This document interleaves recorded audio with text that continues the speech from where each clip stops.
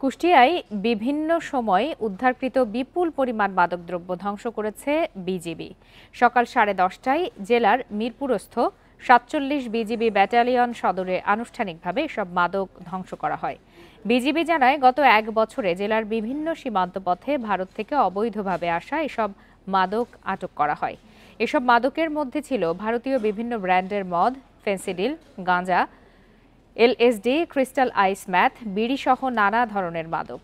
ধ্বংসকৃত এসব মাদকের বাজার মূল্য প্রায় ৭৪ কোটি ৩১ লাখ টাকা বলে জানিয়েছে বিজিবি।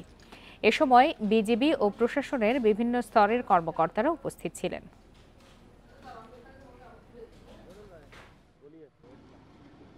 যে পরিমাণ মাদক ধরেছি সেটাই আমরা ধ্বংস করার একটা আনুষ্ঠানিকতার কার্যক্রম শুরু করেছি।